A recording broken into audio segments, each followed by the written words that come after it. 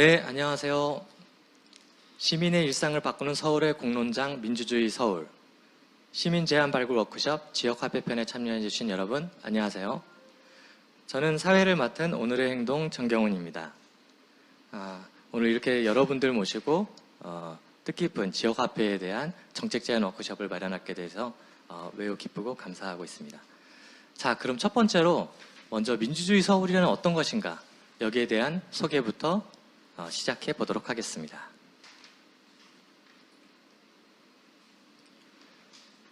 시민의 일상을 바꾸는 서울의 공론장 민주주의 서울. 시민이 제안하고 시민이 토론해서 시민이 정책을 만드는 서울의 공론장. 시작은 여러분 각자의 작은 제안으로부터 시작합니다. 내 생각은 이런데 이러면 어떨까? 서울은 이런 것들이 좀 더 되면 더 좋아지지 않을까? 이런 제안으로부터 시작을 하고요. 시민 50여 명이 공감해 주시면 부서가 답변합니다. 어떻게 정책적으로 반영할 수 있는지, 가능한 것은 어떤 것들이 있는지. 시민 100명이 공감하게 되면 공론장이 열립니다. 이 공론장에는 다른 시민들이 또 참여해서 여러 가지 의견과 공감을 표현할 수가 있고요. 이 공론에 1000명이 참여하게 되면 서울시장이 답변합니다. 그래서 정책적으로 어떤 것을 반영할 수 있는지, 어떤 것들을 추진할 수 있는지를 구체적으로 답변하게 됩니다. 장애인 여러분들께서는 여러 가지 재활치료를 받기 위해서 여기저기 시간을 잡기도 어렵고 병원을 찾아다니기도 어려워서 재활난민이라는 용어들도 생겼죠. 이런 용어들 때문에 한 장애인 부모의 회장을 맡고 계신 한 분께서 공공재활병원 건립이 필요하지 않냐라는 제안도 주셨습니다. 이 제안에 1000명 이상이 공감을 했고 서울시가 답변했습니다. 그래서 공공재활병원 건립을 적극적으로 추진하게 됐고요. 이 외에도 장애인 공공재활 서비스에 대한 다양한 정책들을 추진하게 되었습니다. 그런데 한편으로는 뭔가 이 정책적으로 굉장히 중요하고 어려운 것들을 제안해야 되는 거 아니야? 나 같은 그 평범한 시민이 일상생활 속에서 생기는 어떤 궁금증이나 제안 같은 걸 질문할 수 있을까? 이런 생각을 가지실 수도 있을 것 같아요. 누군가의 집에서 기르다가 어느 순간 버려지고 홀로 살아가고 있는 존재들, 길고양이. 그런데 이런 길고양이들에 대해서도 도움을 달라는 제안도 있었습니다.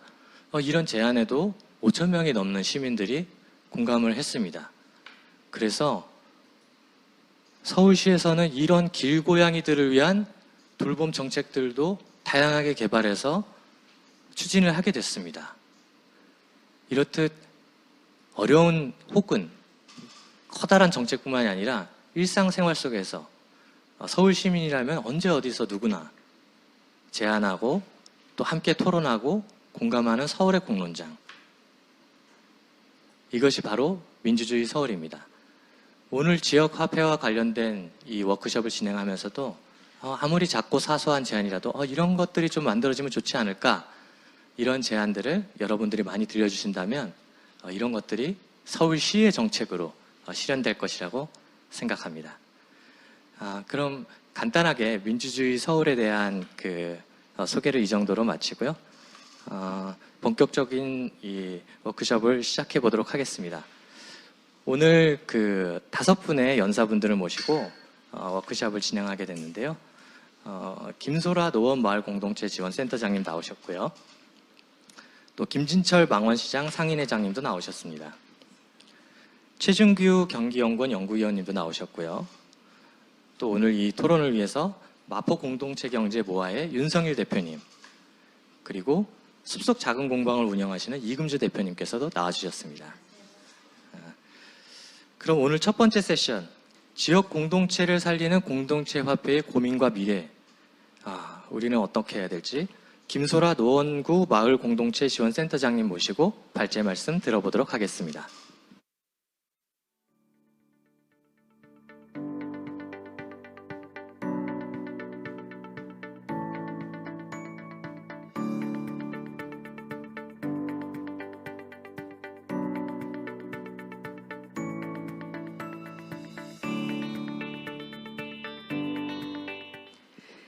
안녕하세요. 저는 노원구 마을공동체 지원센터의 김설아입니다. 반갑습니다.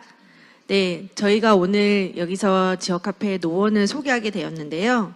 저는 우선 많은 분들이 왜 지역카페냐, 지역카페는 어떤 목적으로 사용하고 싶은 것이냐라는 물음을 참 많이 주십니다. 그래서 그에 대해서 말씀을 좀 드리면, 우선 지역카페는 공동체 활성화에 방점을 찍을 것이냐, 아니면 지역경제 활성화에 목적을 둘 것이냐라는 두 가지 큰 카테고리에 따라서 좀 달라진다고 봅니다.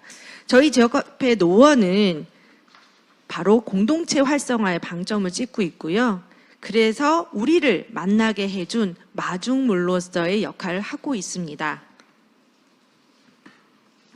저희가 그러면 어떻게 공동체 활성화를 시키는지 소개를 해드리도록 하겠습니다. 저희는 물품 거래를 통해서 가치와 자원순환을 배웁니다. 지금 나온 거는 품앗이로 데이로 나오고 있는데요. 저희가 품앗이 데이를 월 1회 진행함으로써 저희가 같이 만나서 재능도 나누고 물품 거래도 하고 있습니다. 그래서 품앗이를 통해서 서로 만나면서 재능을 나눔으로써 함께라는 삶의 과정을 배우고 있습니다. 네, 그리고요. 저희는 현재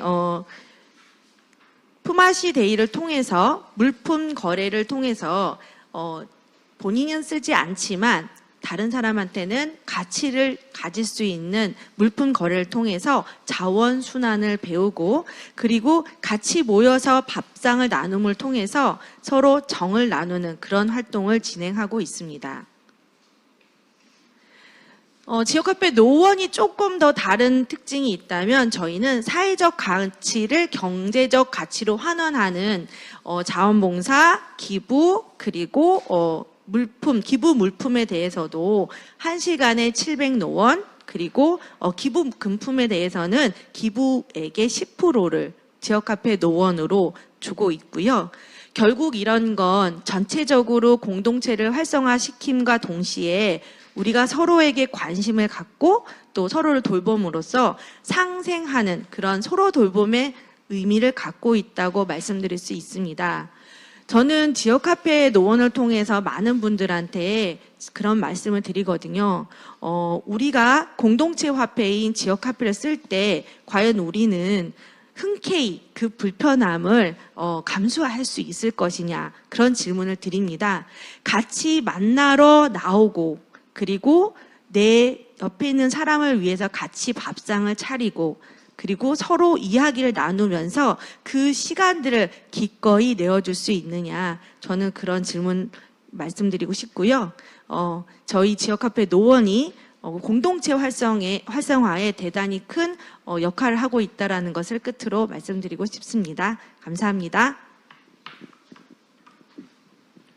네, 김소라 센터장님의 발제 말씀 잘 들었습니다.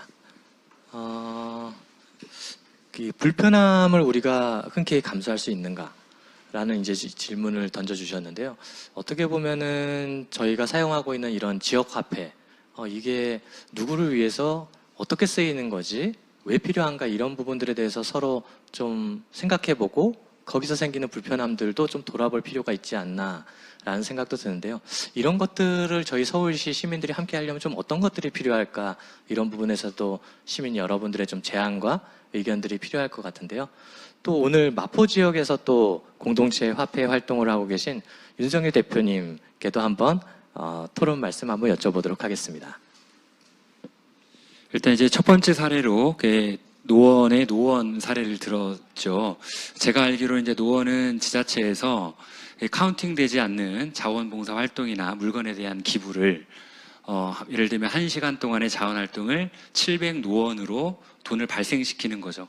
그리고 제가 알기로는 조금 이따 나오겠지만 이 돈의 성격은 태환되지 않는, 그러니까 700노원을 예를 들면 1노원이 1원이라고 한다면 현금으로 태환되지 않는 성격을 가져서 지역 내에서 순환시켜야만 하는 성격으로 제가 알고 있어요.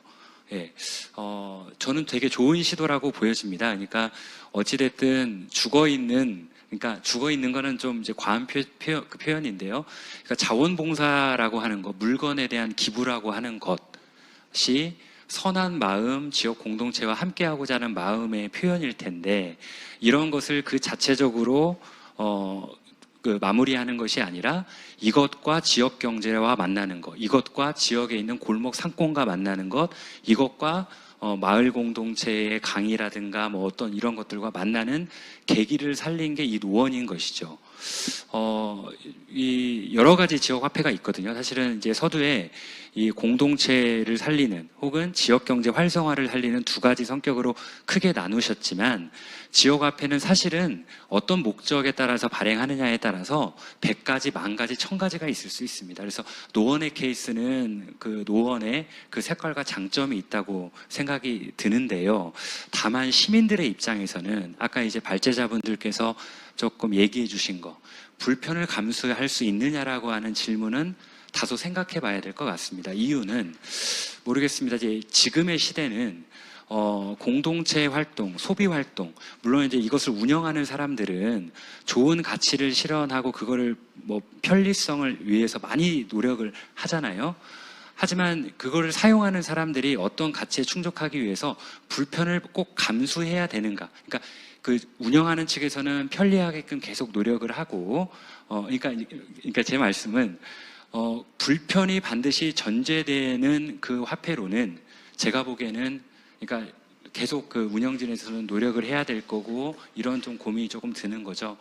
노원에서 지금 이제 옆에 나와 계신데, 이 화폐가 그러면은 제가 조금, 그러니까 애초 생각한 대로 잘 되고 있는가? 그 잘 되고 있는가의 기준은 이 목표한 기준에 따라 달라질 수 있을 거예요. 그래서 그런 부분들을 조금 잘 점검해 보았으면 좋겠고, 이 기준을 여러 가지 두고 있더라고요, 보니까.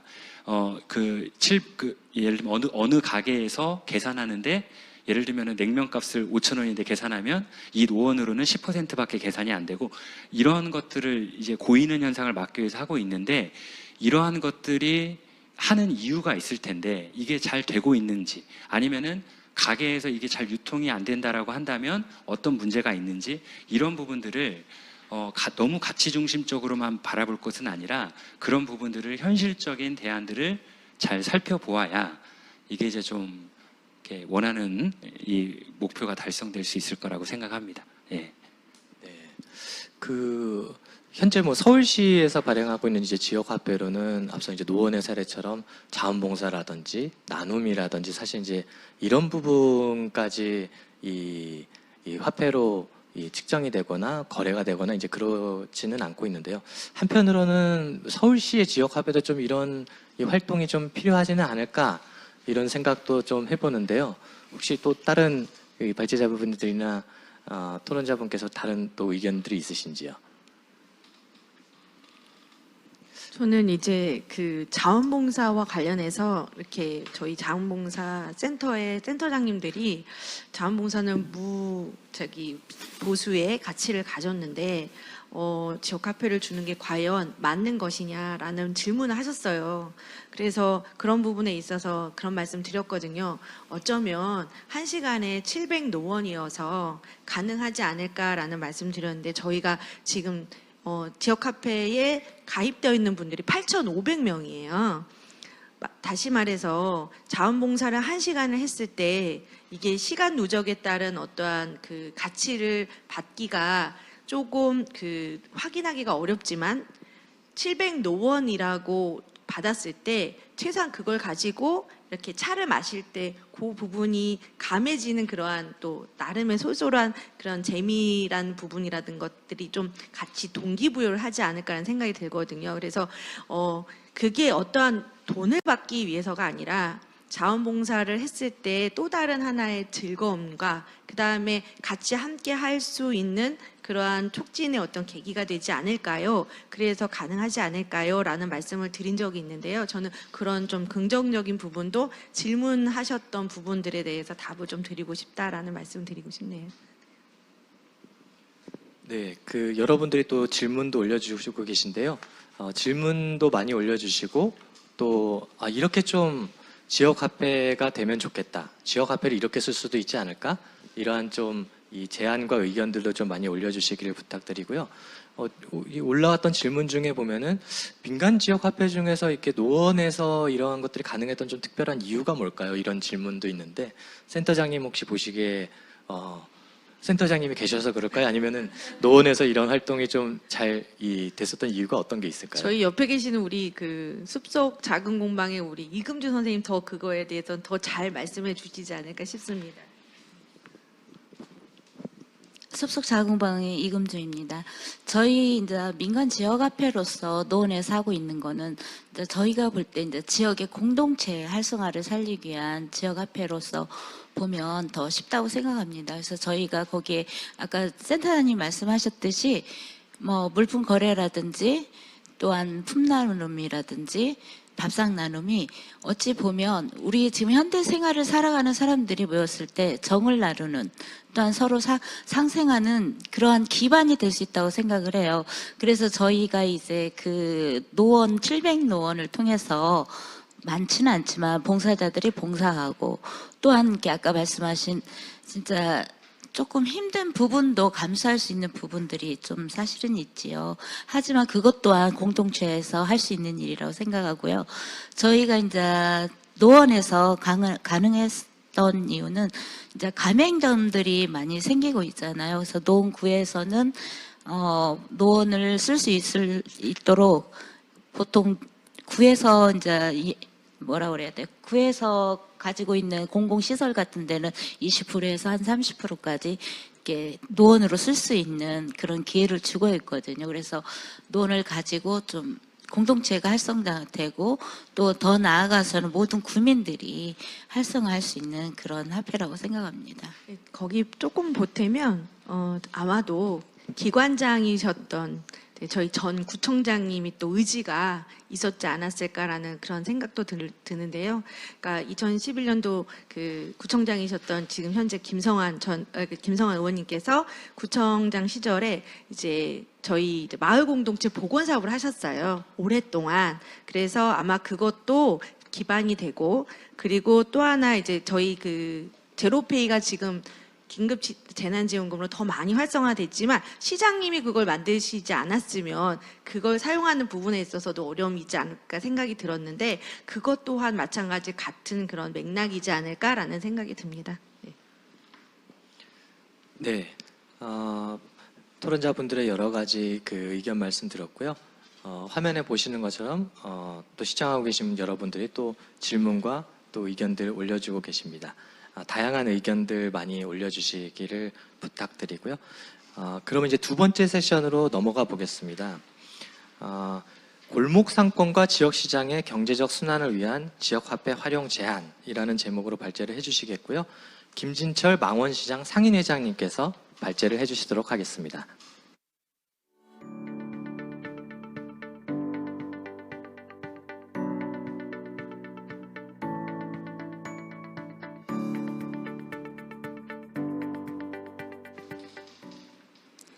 안녕하세요. 망원시장 상인회장 김진철이라고 합니다. 저는 이런 공동체 경제에 대해서 상인의 입장에서 좀 말씀을 드리고 싶습니다. 상인이라고 하면 당장의 그 경제 속에서 돈을 벌어야 하는 최우선적인 그 말초 신경과 같은 사람들이거든요. 그래서 항상 돈이 있는 곳에 상인들이 있습니다. 그런데 그런 상인들이 어떻게 이런 지역 화폐를 바라보는가에 대해서 그런 관점에 대해서 좀 얘기하겠는데요. 우리 망원시장은 2012년도에 그런 인근에 대형마트가 들어오면서 이제 그런 대형 유통 재벌들이 우리 지역 상권을 망가뜨리는 것에 대해서 싸우게 돼요. 그 과정에서 지역의 NGO들이 많은 도움을 주게 되고 거기에 이제 우리 망원시장에서 상인들이 아무리 열심히 싸운다 해도 주변의 환경이 어떻게 변하느냐에 따라서 우리의 목숨이 달려 있었다고 생각이 들었거든요. 그래서 우리가 그 싸움이 끝난 뒤에 지역 NGO들하고 계속 활동을 해왔었고, 거기에 공동체 경제 모아에도 상인 회장들이 들어가서 활동하게 되고, 모아를 우리 시장에서 유통을 시켰어요. 그렇게 유통을 시킴으로써 모아가 좀 더 화폐다운 기능을 가질 수 있게 회전 속도가 빨라지고 사용할 수 있는 곳이 많아질 수 있게 협조를 했죠. 그런데 그렇게 해오다 보니까 어떤 문제점들이 발생을 했냐면 모아 발행 수를 늘릴 수가 없었어요. 왜 그러냐면 모아를 처음에 발행해서 고객에게 줄 때 5%의 인센티브를 줬었는데, 그거를 소비를 촉진하기 위해서. 근데 그게 이제 회전이 안 되는 거예요. 그 돈이 돌고 돌아서 다시 퇴환을 할 때 5%를 메꿔줘야 되는데, 그 메꿔주는 부분에서 상인들이 그거를 인식을 못 하더라는 거예요. 왜 그랬냐면 이미 정부에서 온누리 상품권이나 이런 거는 그냥 1대1로 환전을 해줬거든요. 뭐 프로스를 뗀다거나 그런 기능이 없죠. 근데 모아라는 지역 화폐는 민간이 스스로 우리들이 지역 공동체 활성화를 위해서 만든 돈이기 때문에 어디 지원금 없이 하다 보니까 그 5%를 더 줬던 거를 어디서 메꿀 방법이 없단 말이죠. 그러다 보니까 마음 놓고 발행수를 늘려갈 수가 없었다는 거죠. 그러다 보니까 상인들은 이제 조금의 그 손해를 인정하기 싫었던 거죠. 그래서 지금은 모아를 3%의 인센티브와 3%의 환전 수수료를 이렇게 내게 돼 있는데요. 그러면서 설득해가고 하고 있습니다. 이렇듯 상인들을 참 설득하기란 거는 쉽지가 않은 것 같아요. 이 지역화폐는 분명히 지역에서 쓸 때 우리 공동체들이 함께 잘 살아보자는 뜻이 있잖아요. 그런 가치를 알아야 되는데, 상인들은 그런 가치보다는 먼저 돈 버는 데 집중을 하다 보니까 내가 그거에 대한 그 개념을 앞세우기보다는 그거는 차선책으로 나중에 자꾸 생각을 하다 보니까 내가 왜 모아에다가 이런 퇴환 수수료를 물어야 되지 하는 것이 생기는 상인들이 많았어요. 물론 저처럼 이렇게 모아에 가서 활동하는 사람들은 그 가치를 알죠. 그래서 우리 상인들을 설득하지만 그게 언제나 한계에 부딪히고 오늘의 제 또 과제이기도 하거든요. 그래서 우리 윤석열 대표하고 지금 마포에서 모아를 확장시키는데 어떻게 하면 좋을지 계속 논의는 하고 있지만, 거기에 대한 한계를 아직은 못 풀고 있다. 그리고 상인들이 이거를 이 가치를 인식을 해야만 이 모아가 좀 더 사회로 확산이 되고 지역에서도 그런 진짜 유명무실한 그런 지역 화폐의 그런 구실을 할 텐데, 아직은 그런 단계까지 올라가지 못해서 좀 상인의 입장으로서는 안타깝다 하는 생각이 듭니다. 예, 이 정도 하시죠. 예. 네, 김진철 상인회장님의 말씀 잘 들었습니다. 이제 또 토론으로 넘어가 볼까 하는데요.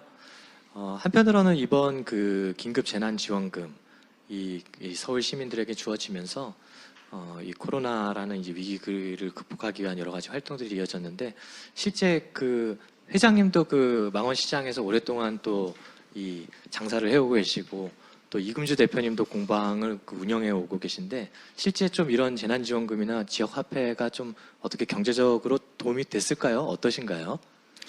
이 재난기금은 진짜 혁명적인 것 같습니다.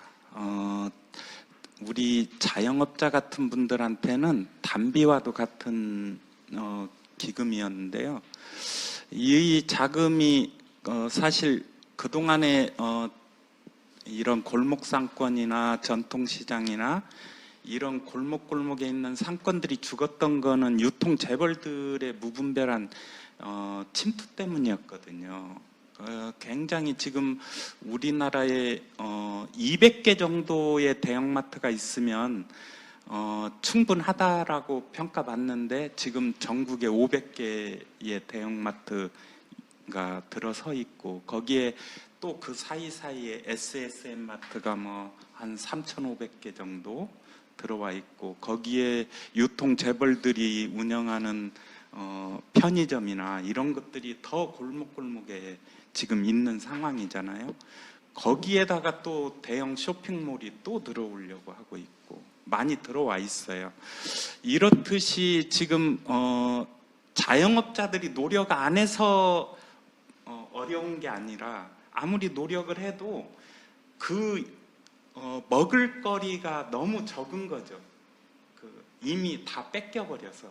그래서 그런 상황에서 코로나19를 맞았기 때문에 진짜 자영업자들은 힘들 수밖에 없었는데 이거를 그 유통 재벌들을 제외한 그 골목 상권에서 사용하게 함으로써 골목 상권에서는 진짜 명절을 맞은 분위기였다라고 생각이 되는데 하여튼 그 덕을 톡톡히 보긴 했습니다. 근데 벌써 이게 8월도 되기 전에 지금 이미 그런 재난기금이 거진 소진이 된 것 같아요. 그래서 앞으로도 자영업자들이 어려워지는 건 마찬가지인데 일단 그것에 비해서 이런 지역 화폐가 그 대안이 될 수 있지 않을까. 이런 지역 화폐는 크게 인센티브가 있는 건 아니지만 그래도 대형마트나 이런 데 가서 쓰기보다는 우리 지역에 있는 상권에서 우리 함께 잘 살자는 식으로 옆에 가게 가서 이용해주고 하는 거잖아요. 그래서 이런 것들이 서로 조금은 이 어려운 시기에 힘이 되는 것 같기는 합니다. 근데 아직은 너무 미미하기 때문에 그 영향이 작아서 그러지 이거가 좀 정부 지원으로 그 인센티브 주는 거를 좀 지원을 해준다면 훨씬 지역에서 발행량을 늘릴 수 있고 그렇게 되면 자영업자들한테 큰 힘이 되지 않을까 생각을 합니다. 아마 또 이 긴급 재난 지원금이 이제 사용이 되면서 또 이렇게 지역 공동체별로 활동하고 있는 노원이나 혹은 마포모아나 이런 그 공동체 화폐에 대한 좀 관심들도 조금 더 생기지 않았을까 이런 생각도 해보는데요. 한편으로는 그 상인회장님 그 말씀 주셨던 것처럼 이제 민간의 지역 화폐의 운영 경비들은 또 어쨌든 이 화폐의 일정 부분에서 이제 사용할 수밖에 없고 서울시의 이런 지역 화폐는 어쨌든 또 시의 또 이 세금이라는 재원으로 쓰인다는 점에서 어떻게 보면 이제 크게 다르지 않을 수도 있을 것 같은데요. 혹시 이렇게 이런 민간의 활동이나 구의 이런 활동, 시의 이런 지역 화폐 활동 간에 좀 같이 이 지원이 된다든지 이 협력하는 그런 활동이 혹시 있지는 않았었나요? 기존에는? 이 부분은 제가 좀 네네네. 답변 및 의견을 조금 이제 드리고 싶습니다. 어찌됐든 코로나19 재난 기본소득이 많은 긍정적인 변화와 또 과제를 안겨준 건 사실입니다. 그러니까 이제 코로나19로 인해서 골목 경제를 살리기 위해서 재난지원금을 다양한 형태로 주었지 않습니까? 지역 화폐로 주면서 지역 주민들은 우리 골목에 이런 가게가 있었네. 이런 인식을 하게 됐고 상인들은 단기간의 효과입니다. 이거는. 그러니까 그 재난지원금이 이제 없으니까 그 이후로는 중장기 대안은 안 된다는 거죠. 근데 이제 지역화폐라는 형태를 미리 고민해온 모아와 같은 단체에서는 지역 주민들이 지역에서 소비하고 관계를 맺는 이런 긍정적인 것들에 대한 거는 매우 좋은 이 상황입니다만 이런 고민은 들었어요. 그러니까 이제 이 지역 화폐 정책을 수립할 때 이런 거죠. 그러니까 사실은 서울시에서 제로페이 정책을 먼저 제안하고 자영업자들의 수수료 감면을 위해서 했고, 그리고 작년 11월에 뭐 예를 들면 서울사랑 상품권 형태의 지역 화폐를 발행하기로 결정을 하고 제로페이와 연계를 했죠. 그런데 그때 이 지역에서 민간에서 어찌됐든 스스로 우리가 상호거래라든가 지역의 공동체를 위해서라든가 우리의 소비를 통해서 서로 살리는 지역을 만들어보자라고 하는 그런 주체들에 대한 고민을 함께 가져갔었어야 된다고 봅니다. 근데 저는 지금도 늦지 않았다고 보고요. 왜냐하면 지방자치단체에서 발행하는 지역화폐는 이게 이제 인센티브 중심으로 소비자의 소비 동기를 제공을 합니다. 그런데 그 인센티브에 대한 예산은 일상적으로 지속될 수가 없습니다. 이 코로나로 인한 재난지원과 같은 것도 예산을 편성해야 되고, 서울도 마찬가지지만 지역사랑 상품권이 7%의 인센티브를 줍니다. 그러면 7% 구별로 몇십억을 예산을 하는데 그 몇십억의 예산은 한 달, 두 달 안에 소진이 됩니다. 그러면 소비자들 입장에서는 내 소비가 지역을 살리고 나도 좋고 이런 생각을 키우는 것보다는 내가 다른 것에 비해서 인센티브를 우선 가지고 가야겠다라고 하는 동기부여가 큰 거죠. 이럴 때 민간에게 그 지역화폐를 살펴보고 민간의 지역화폐 시스템을 인정하고 육성하는 이러한 것들을, 근데 민간화폐는 제한적입니다. 그렇기 때문에 보편적으로 그 모든 정책을 다 지원하라는 것이 아닙니다. 이게 지역에서의 민간화폐의 이 고민은 지역화폐가 계속 유지되고 확산되고 공동체를 살리고 지역경제가 살리기 위해서는 지금과 같이 인센티브 중심으로만 이렇게 설계되고 고민되는 것은 지역경제 선순환이나 활성화나 일상적인 정책으로 절대 가지 못합니다. 그래서 이 지역의 특성에 맞는, 그게 돌봄에 관련될 수도 있고 보육과 관련될 수도 있고 저희 마포와 같은 사례일 수도 있죠. 그래서 이런 부분들에 대한 이제 고민을 함께 해야 될 때다. 아까 이제 우리 망원시장 상인회장님이 말씀하셨던 그 부분은 뭐냐면, 저희가 이제 의도치 않게 그 지자체에서 발행하는 화폐와 공동체 화폐가 인센티브 중심으로 해서 소비자들은 비교하게 된다는 겁니다. 의도치 않게 민간 화폐들은 비교 열의에 놓이게 되고, 우리의 가치를 충분히 설명하고 자립적으로 키워나가기 전에 이 소비에 대한 기준에서 밀리게 되는 겁니다. 어찌됐든 그럴 때 어떻게 해야 되겠냐. 민간에서 공동체 화폐니까 알아서 하라가 아니라 민간의 공동체들도 스스로의 소비와 관계 힘으로 지역 경제를 살리고 다른 경제를 꿈꾸는 거 아니겠습니까? 그래서 여기에 대한 조사와 관심과 이런 것들이 절대적으로 좀 필요한 시기가 아닌가 이렇게 생각합니다. 제가 이와 관련해서 조금 더 저는 이제 소비하는 그런 또 입장에서 공동체를 하고는 있으나 소비하는 입장에서 좀 그런 생각을 좀 해보는 게 뭐냐면, 많은 분들이 인센티브를 줘야지만 공동체 화폐를 쓴다라고 생각을 해요. 물론 그런 분들도 있죠. 근데 너무 그쪽으로 포커스를 많이 맞추는 건 아닐까. 왜냐면 저희가 지역 화폐를 거기서 사용하기 때문에 거기서 쓸 수 있기 때문에 가기도 하거든요.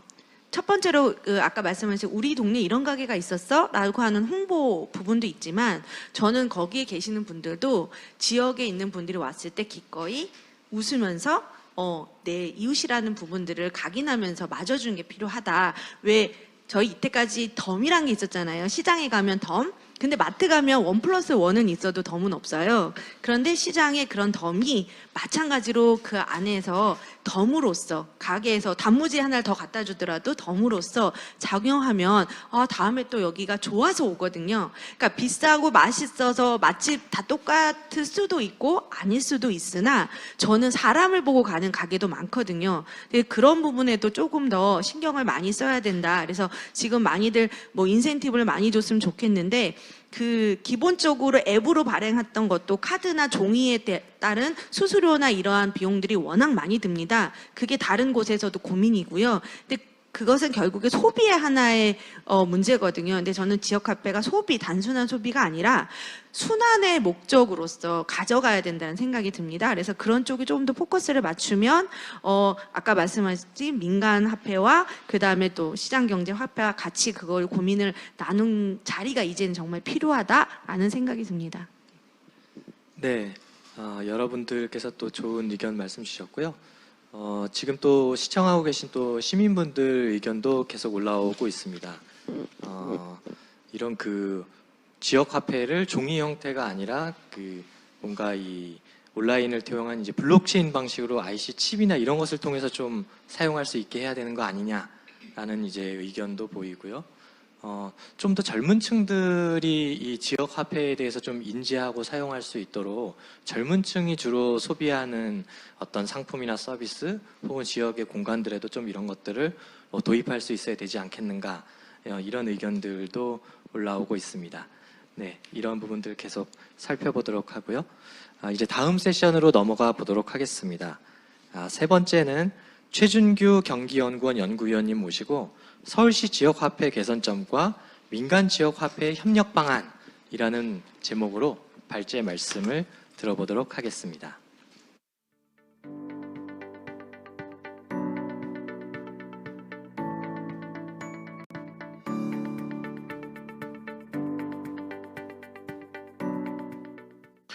안녕하세요. 전 경기연구원의 최준규라고 합니다.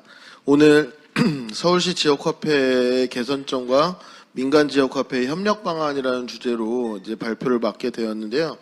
딱 서울시 지역화폐라기보다 지금 앞서서도 많은 분들께서 말씀해 주셨던 지금 관에서 발행하는 상품권 형태의 지역화폐의 문제점이라기보다는 이런 방향으로 가면 조금 더 지역 차원의 공동체성을 좀 더 촉진하거나 민간의 공동체 화폐들과 공존할 수 있지 않을까, 이런 제안들을 그리고 제 아이디어들을 좀 가져오고 싶었습니다. 사실 여기에 계신 분들은 지역화폐에 대한 이해들이 굉장히 출중하세요. 그런데 사실 매우 일반적인 시민들을 생각할 때는 많은 분들이 지역화폐는 상품권이라고 생각하는 경우들이 많습니다. 근데 상품권은 사실 행정안전부에서 관장하는 고향사랑상품권 정책으로 발행되는 일종의 지역상품권, 그런 형태를 가지고 있는 하나의 지역화폐 가운데 하나인 거고, 앞에서도 말씀하신 것처럼 수천 수백 가지 수만 가지의 지역화폐가 가능하겠죠. 실제 뭐 태환이 가능하냐, 지역 범위는 어떠냐, 아니면은 뭐 그 규모가 어디에 있냐, 목적이 어디에 있냐, 그게 꼭 공동체나 지역 경제가 아니더라도 뭐 시민사회 활성화가 될 수도 있고, 또 어떤 때는 지역 내 기금을 마련하기 위한 화폐일 수도 있겠죠. 굉장히 다양한 화폐들이 가능한데, 오늘 우선 제가 포커스를 두고 싶은 것들은 관주도 화폐, 지금 많이 사실 이렇게 빨리 확장될 거라고는 작년까지도 아무도 생각 못 했었던 것 같습니다. 근데 이제 코로나19라는 사태가 어마어마하게 이 시장을 키워버렸고, 전국 모든 곳에 가서도 그 지역의 지역상품권이 존재하는 상황이 됐죠. 그런데 지역상품권의 정책 목표를 살펴보면 그 자체에서 지역경제 활성화라는 부분도 있지만 공동체 활성화라는 부분도 동시에 담고 있거든요. 근데 지금에 돌아가는 것들을 보면 많은 부분 이제 지역경제 활성화, 그러기 위해서 시민들이나 일반 국민들이 좀 더 편하게 써야 되고, 이런 부분에 좀 더 초점을 두고 있는 것 아닐까라는 생각을 하게 되는 게 사실입니다. 그래서 이런 지역상품권, 지금 현재 관주도로 움직이고 있는 지자체에서 발행하고 있는 지역상품권을 조금 더 공동체성과 공존 가능하게 할 수 있는 방안은 없을까라고 했을 때, 저는 크게 두 가지 방법이 있다라고 생각을 합니다. 하나는 기존의 지금의 현재 지역상품권 설계 안에서 공동체성 강화를 위해서 노력을 하는 겁니다. 지금 이 그래프상으로 보면 이 파란색 그래프를 빨간색 그래프로 옮기는 거죠.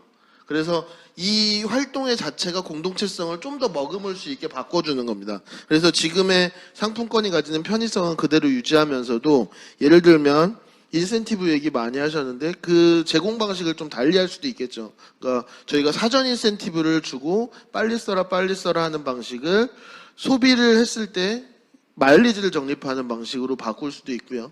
마일리지 적립도 조금 더 그 업종이나 특성에 따라서 지역에서 소외받았던 지역 업종에 좀 더 많은 마일리지를 쌓아주는 방식으로 그 몇몇의 업종으로 지역 상품권이 쏠리는 것들을 좀 막아볼 수도 있을 겁니다. 아니면 지금 지역 상품권의 설계를 그냥 대폭적으로 수정할 수도 있습니다. 여기서 보면 파란색 그래프 안에서 A점에 있던 정책을 C점으로 옮기는 거죠. 그거는 가장 대표적으로 뭐가 있을까요? 영내 범위를 좁혀버리면 됩니다. 그러니까 저희가 지금은 서울시 같은 경우는 자치구별로 돼 있던 것들을 동 단위로 좁힌다거나 그러면은 지역성은 월등히 올라가겠죠. 아니면은 그런 것들이 거래 비용이나 운영 비용이 너무 많이 들겠죠. 당연히 그런 것들이 고려해서 설계됐을 테니까 그런 것들이 아니라면 업종을 좀 더 줄이는 방법들도 있습니다. 그래서 여기 뭐 많은 상인분들이 지역의 많은 활성화 기제들을 위해서 좀 더 많은 업종에 풀어달라는 요구를 하시기도 하시고 시민분들이 편의성 때문에 좀 더 다양한 업종을 이야기하시기도 하시지만 사실 지역 활성화라는 측면에서 소외받았던 우리가 안 갔던 지역들이 있거든요. 그러니까 전통시장이라든가 전통시장 안에서도 더 작아서 정책적으로 고려받지 못했던 업종으로 아예 그것을 줄여보는 것도 하나의 방법이겠죠. 이 위에 D 지점이 있습니다. 그러니까 지역 상품권과는 전혀 상관없이 기존부터 이미 모아나 뭐 노원처럼 지역을 기반으로 움직였던 공동체 화폐들이 있거든요. 굉장히 다양한 형태들이 있는데 그러면은 D 지점은 어떻게 돼야 되냐라는 것들이 했을 때 저는 이 지역 상품권 정책이 결국에는 이 공동체 화폐, 기존의 민간 중심의 공동체 화폐들을 활성화시켜주거나 촉진시켜주는 기능들을 해야 된다라고 봅니다. 뭐 그 방법에는 여러 가지가 있을 수 있을 겁니다. 뭐 공동의 프로모션을 할 수도 있을 거고요. 지역 상품권 플랫폼 위에서 각 민간의 지역 상품권이나 지역 화폐들을 홍보해 주는 방법도 있을 겁니다. 그 이외에도 제가 오늘 이제 토론자분들의 말씀을 들으면서 오늘 자리에서 생각이 난 부분인데 조금 더 공격적인 정책들을 생각해 본다라면 뭐 전체 지금 화폐 유통량 가운데 화폐 유통량을 고려해서 매칭으로 어떤 기금들을 만들어 볼 수 있겠죠. 그런 것들을 공동체 기반의 지역 화폐라든가 민간주도 지역 화폐에 아까도 뭐 태환 수수료 같은 얘기들을 했었는데 운영 비용을 대기 위한 어떤 기금을 마련한다라든가 아니면 조금 더 꼭 지역 화폐가 아니더라도 다른 방식의 지역 운동들을 촉진시키는 방향으로 쓸 수 있는 돈을 만들어낸다든가 아니면은 뭐 인센티브의 활용 방식도 다를 수 있겠죠. 지금 사전 인센티브, 선지급되는 인센티브 같은 경우는 일반적으로 3개월 안쪽에 소멸되는 방식을 취하고 있거든요. 근데 그 소멸되는 방식들을 소멸시키는 것이 아니라 쓰지 않은 인센티브들을 또 다른 형식으로 모으는 것은 어떨까? 초기에 우리가 재난지원금 가운데 기부라는 형태로 일정 부분을 뺐던 것처럼 또 다른 우물을 만들어서 이것들을 지역으로 활성화시키는데 쓰게 되면 어떨까? 뭐 여러 가지 상상력들을 덧붙일 수 있을 것 같다라는 생각을 해봤습니다. 사실 오늘 이 민주주의 서울 시민제안 워크숍을 보면 그 제안받고 여러 가지 방향의 제안들을 좀 내용을 했는데요. 결국에 이 지역화폐라는 것들이 지속 가능하기 위해서 가장 중요한 거는 지역화폐는 기본적으로 아까 불편함 얘기를 하셨는데 운동성을 기반으로 움직이는 거라는 겁니다. 그러니까 어렵지만 내 지역을 살리기 위해서 움직인다라는 것들을 명확하게 해야 될 거고 각 지역이라는 것들이 가지는 뭐 그게 자치구도 될 수 있고 동이 될 수도 있고 어떤 거리가 될 수도 있을 텐데 그 다양성을 촉진하는 방식으로 가는 것이 결국엔 관주도 지역 상품권도 좀 더 오래오래 민간과 함께 할 수 있는 방안이라고 생각을 하면서 발제를 마무리하겠습니다. 감사합니다. 네, 감사합니다. 최준규 경기연구원 연구위원님의 발제 말씀 잘 들었습니다. 정말 그 지역화폐라는 것이 이 정부에서부터 민간까지 다양한 스펙트럼을 가지고 또 연구원님 말씀처럼 다양한 형태로 존재할 수도 있겠구나라는 이제 생각을 저도 처음으로 이제 해보게 되는데요. 이런 그 의견 주셨던 다양한 부분들에 대해서 또 오늘 그 참여해주신 토론자분들이나 발제자분들 또 어떤 의견들 가지고 계신지 의견 말씀 청해 듣도록 하겠습니다. 여러 가지 이 최준규 연구원님의 의견 말씀 들으면서 김소라 센터장님은 혹시 이런 것들은 서울시에서 좀 해보면 좋을 것 같다. 아니면 노원 지역에서 이런 것도 한번 시도해 보면 좋겠다. 이런 혹시 생각이 드신 부분이 있으신지요? 저희가 이제 공동체 화폐를 쓰면서 많은 분들이 이제 사용처에 대한 이야기를 대단히 많이 하세요. 저희가 많이 부딪히는 게 세금으로 냈으면 좋겠다. 그럼 조세 제도를 바꿔야 되는 거예요. 가장 좋은 건. 그러니까 수수료가 아닌 이걸로 예를 들어서 뭐 그 부가세를 납부할 수 있다거나 특히 소상공인 분들의 경우는 그 얘기를 먼저 하시더라고요. 그랬을 때 그게 세금으로서 이렇게 처리가 될 수 있어야 하고 세무에 문제가 없어야 할 수 있다. 저희가 직접 그 말 그대로 가맹점을 찾을 때 그런 이야기를 하시더라고요. 근데 거기까지 간다는 것 자체가 참 어렵잖아요. 그런 조세 문제는 저희 입장에서 뭘 건들 수 있는 그런 사안이 아니기 때문에 저는 저희가 지금 현재 코로나라는 참 어려운 시기를 맞고 있는데 이제는 조금 바꿔야 되겠다라는 생각이 들어서 이제 말씀드리면서 이게 이 안에서만 계속 맴도는 게 아니라 지금 서울시가 제로페이와 그다음에 각 지역 상품권을 지금 하고 있다면 국가 차원에서 그 부분에 대한 논의를 조금 해봐 주시면 어떨까라는 생각이 좀 들어서 이제는 시단위가 아니라 조금 크게 가져가야 되는 시점이 아닐까? 국가적 재난이지 않습니까? 그래서 그런 부분 좀 이야기했으면 좋겠고 밑에서 마을에서는 대단히 많이 움직이고 있어요. 모든 구에서 공동체를 만들기 위해서 전국적으로 다 움직이고 있는데 그게 단순히 그냥 그 지역에서 머무는 게 아니라 그걸 하나의 이제 정책으로서 만들어지는 그런 부분도 좀 필요하다라는 생각이 좀 들어서 그런 의견 조금 드리고 싶습니다. 네. 연구원님 발제 말씀 듣다 보면은 여러 가지 이 활성화를 위해서 필요할 때는 뭐 특정 업종으로 특히 힘들어진 업종으로 좁힌다든지 이런 방법도 모색해 볼 수 있다 이런 말씀도 주셨는데요.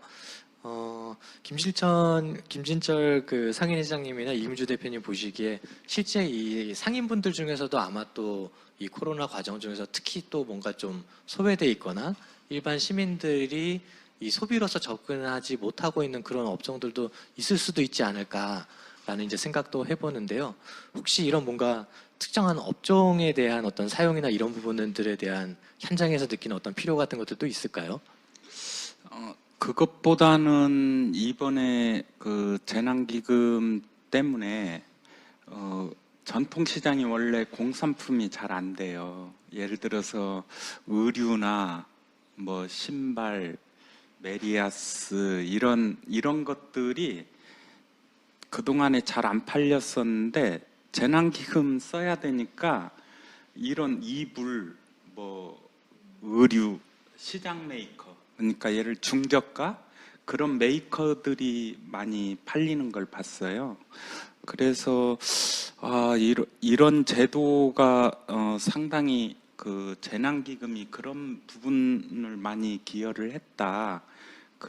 그렇게 생각을 하고 있고 저는 여기 최준규 그 연구위원이 말씀하신 거에 공감하는 부분이 정부가 주도하는 상품권을 거기에 인센티브를 주고 할 때 거기에서 그 소멸시키지 말고 그 어떤 그거를 다시 모아서 어디에 기부하듯이 그런 기부하는 거를 이런 공동체 우리 지역화폐 민간이 하는 지역화폐에 기부할 수 있게 해주면 좋겠다는 생각이 드네요.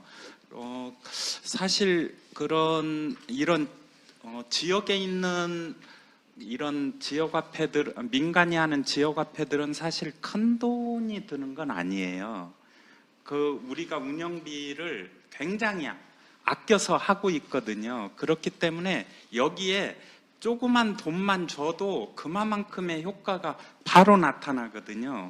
근데 지금 정부 주도 그 기금들은 사실 세금이 무자비하게 들어가고 있잖아요. 근데 그렇게만 계속 지금 코로나19가 이렇게 장기화되는 측면에서 그 세금을 갖다 그렇게 쓸 수만은 없잖아요. 한계에 분명히 부딪힐 텐데 그래서 이런 지역화폐들의 민간이 하는 지역화폐들의 앞으로 그 역할이 중요해질 거다. 그렇다면 적은 돈을 좀 투입해서 이 지역화폐들을 활성화시킬 필요가 있다. 서울시나 경기도가 특히 잘하고 있는데 서울시도 그런 쪽을 활용해서 많이 기존에 있는 지역화폐들을 이용한 지역경제 활성화를 좀 모색을 했으면 좋겠다는 생각이 듭니다. 네. 여러분들 그 의견 올라오신 것 중에서는 이런 제로페이라는 시스템이 있으니까 이런 민간의 지역 화폐와 좀 직접적으로 연계해 보면 어떨까? 이런 의견이 있기도 한데요. 그 최준규 연구원님 혹시 뭐 국내나 해외에서도 이런 이 정부의 어떤 지역 화폐와 민간의 지역 화폐가 좀 같이 이렇게 연계해서 활동하고 있는 그런 좀 사례가 있을까요? 정부 차원의 지역 상품권이 이렇게 활성화되어 있는 사례는 제가 찾아보지 못한 것 같습니다. 근데 저는 앞에서 그 김소라 센터장님께서도 말씀해 주셨는데 지금 당장에 사실 올해 고향사랑 상품권에 관련된 법안이 그 국회를 통과를 해서 그 법적 지위를 확보했죠. 근데 그런 부분들이 중앙정부 차원의 혹은 시스템 차원의 해법도 가능하겠지만 그것들을 조금 더 상상력을 발휘하면 지역 안에서 풀 수 있는 부분들이 분명히 있다라고 생각을 하거든요. 그러니까 지역 안에서 풀어봤던 그 활동의 성과들이 누적돼서 중앙을 바꿔내는 것들을 좀 상상해 보면 어떨까라는 생각을 하게 되는데, 예를 들어서 아까 많은 분들이 이제 브리스톨 사례나 이런 것들을 보시면서 지역화폐로 세금을 낼 수 있다면 얼마나 좋을까, 지방세를 낼 수 있다면, 저는 이게 꼭 세법을 바꿔야 되는 문제일까라는 고민을 해봅니다. 제가 뭐 지방세 전문가는 아니니까. 예를 들어서 이런 것들을 생각해 보면 어떨까요? 우체국이 가맹점이 돼서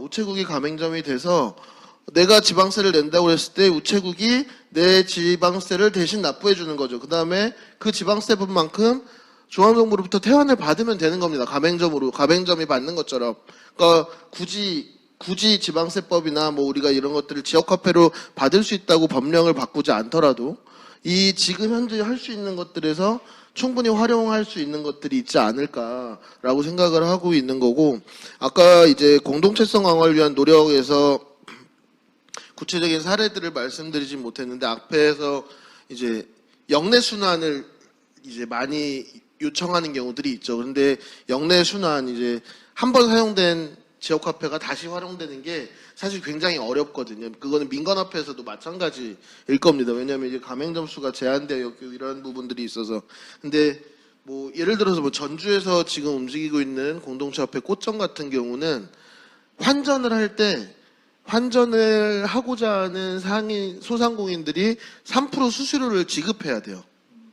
그러니까 상인분들이 당연히 환전을 잘 안 하시죠. 3% 수수료를 내면서까지. 그러니까 어떻게든 쓸 데를 찾아가시는 겁니다. 그러니까 그런 것들이 결국에는 지역 내 내부 거래 활성화 이런 것들이랑 이어질 수 있는 형태가 되고, 뭐 성남 같은 데는 스포츠 컴플렉스들이 굉장히 많죠. 그러니까 사실 뭐 요즘은 코로나 때문에 집합이 어려워졌지만 예전에는 경기 한번 하면 그 지역 상권이 들썩들썩하죠. 그러니까 그런 것과 연결시켜서 우리 지역의 상품권을 좀 특화시켜보는 방안은 없을까? 뭐 이런 지금 있는 시스템을 저는 그게 지역 상품권이든 민간의 공동적 화폐든 그것들을 결과값으로 보지 말고 도구로 봐야 된다라고 생각을 하고, 가장 핵심적인 키워드는 좀 여러 상상력들이 결합되는 부분이 아닐까 생각을 합니다.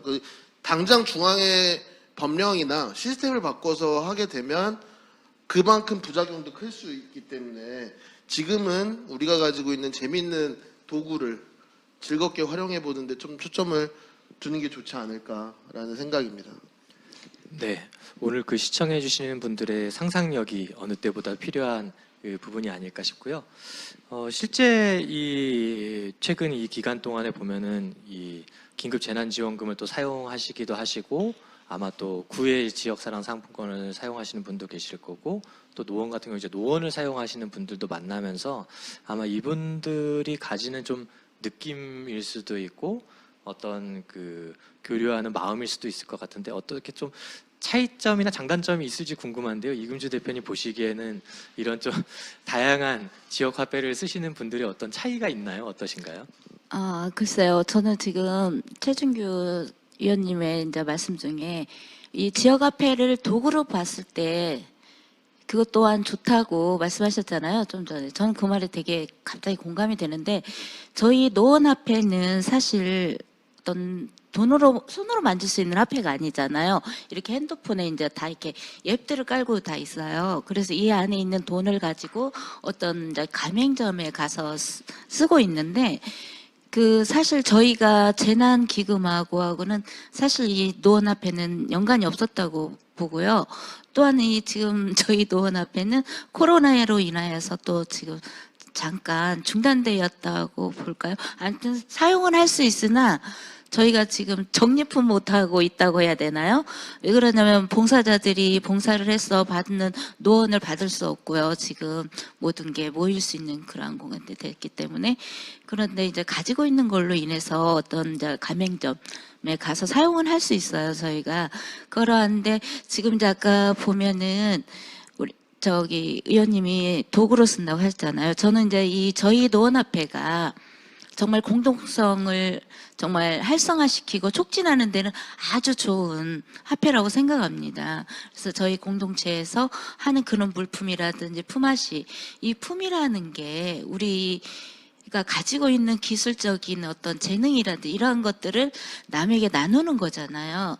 그래서 그런 것들을 통해서 우리의 공동적인 그러한 것들은 분명히 촉진이 되고 사람들이 서로 만날 수 있고 소통할 수 있는 그런 기회를 가질 수 있는 화폐라고 생각합니다. 그래서 저희가 가지고 있는 화폐의 개념은 살짝 구시대적인 그런 정이 많은 그런 화폐라고 저는 생각을 좀 하고 있어요. 그래서 저희는 특별히 재난기금하고는 지역화폐가 크게 연관이 없었다 그렇게 생각이 됩니다.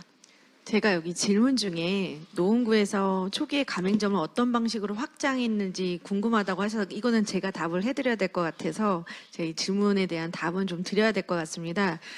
저희 가맹점 처음은 공공기관이었습니다. 예, 저희가 지역에서 먼저 민간이 지역화폐 지금 현재의 모습이 아닌 노원을 했죠. 블록체인 기반하기 전에 저 레츠와 그 다음에 타임달러를 같이 혼용해서 썼습니다. 저희가 그렇게 시작을 하다가 지금의 노원화폐는 2018년도에 그걸 기반으로 해서 사회적 가치를 얹었고 블록체인 기술을 거기다가 탑재한 겁니다. 그런데 저희가 하면서 가장 어려웠던 게 아무래도 공동체 화폐는 확장성이 대단히 낮습니다. 저희가 직접 가맹점을 순환 방식으로 만들려고 하다 보니 아까 얘기한 것처럼 이걸 모아서 우리는 세금도 내고 싶고 뭐도 사고 싶다라는 말에 저희가 그런 걸 공동체 안에서 해결이 어려웠어요. 그래서 그럼 어떻게 해야 되지라고 했을 때 흔쾌히 이제 공공기관 같은 데서는 사용하실 수 있잖아요. 물론 어느 정도의 지원은 되지만요.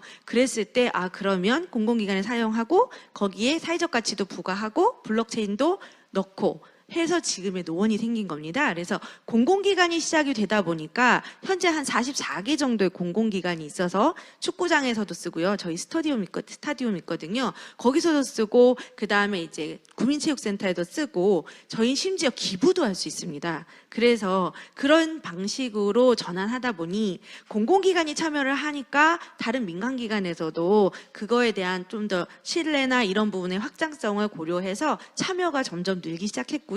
현재 가맹점 수가 거의 250개 정도 됩니다. 그래서 거기서 사용하고 있다라고 말씀을 좀 드리고 싶습니다. 네.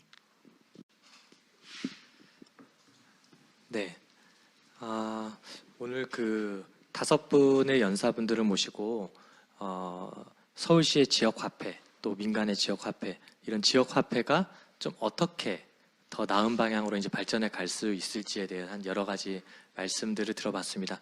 오늘 그 발제자분들과 또 토론이 진행이 되는 과정에서도 참여하고 계신 시청자 여러분들이 여러 가지 그 의견과 질문들을 주셨습니다. 중고거래가 요즘 지역 커뮤니티를 중심으로 진행되고 있는데 이런 지역 기반의 중고거래와 좀 연관해서 지역 화폐들을 좀 활성화시켜 보면 어떨까 이런 그 재미있는 의견이 올라오기도 했고요. 또 다소 어려워 보입니다만은 지역화폐를 기본소득하고 연계해서 좀 활용해 보면 어떨까 이런 의견도 보입니다. 그래서 오늘 말씀들을 통해서 서울시의 좀 지역화폐 어떤 방향으로 더 발전하고 나아가야 되는지 여러 가지 의견들을 들어봤고요. 오늘 주신 의견 가운데 무엇보다 기본적으로 지역화폐는 공동체성을 기반으로 해서 우리 지역 공동체의 상생이라는 부분에서 출발을 했다라는 말씀들이 좀 공통적이 아닐까 싶습니다. 이런 부분들을 저희가 재난지원금을 사용을 하면서 서로서로 쓰는 사람이나 받는 사람이나 좀 어떻게 이런 것들을 체감할 수 있는지, 교육이 필요할지, 어떤 홍보가 필요할지 이런 부분들에 대해서도 여러분들의 좀 이 의견과 정책 제안들이 좀 필요하지 않을까 싶고요. 또 한편으로는 최준규 경기연구원 연구위원님께서도 의견 주셨습니다만은 이 서울시의 지역화폐가 좀 더 활성화되기 위해서 굉장히 다양한 방식이 있을 수 있다. 지역적 범위를 좁혀볼 수도 있고 어떤 업종의 범위를 좁혀볼 수도 있고 지금 주어지고 있는 인센티브 방식이 마일리지 방식이나 아니면 기금 적립과 같은 다양한 방식으로도 활성화될 수 있다. 이런 또 의견들도 주셨던 것 같습니다. 또 한편으로는 이미 민간에서 상시적으로 이렇게 활동하고 있는 민간의 공동체 지역화폐라는 부분들과 연관해서 같이 시너지를 일으키기 위해서는 민간의 좀 협력이 필요하고 좀 논의도 필요하다. 이런 부분에 대해서 또 마포 공동체 경제 윤성일 대표님께서도 또 의견을 주시기도 했는데요. 그래서 오늘 여러분들이 주신 의견을 바탕으로 해서 민주주의 서울에서는 이 지역화폐와 관련돼서 새로운 정책 제언과 의견을 받는 별도 페이지를 만들었다고 합니다. 그래서 오늘 민주주의 서울 페이지에 방문해 주셔서 여러분들께서 좋은 제안들을 많이 남겨주시고 또 다른 분들이 남겨주신 제안에 대해서 댓글 의견과 또 공감을 부탁드리겠습니다. 네, 그러면 민주주의 서울 지역화폐 시민 제안 발굴 워크숍 오늘 여기까지 마치기로 하고요. 오늘 참석해 주신 5분의 토론자분들과 또 발제자분들 감사드리고 또 시청해 주신 여러분들께 감사드립니다. 민주주의 서울은 늘 여러분과 함께 하겠습니다. 감사합니다.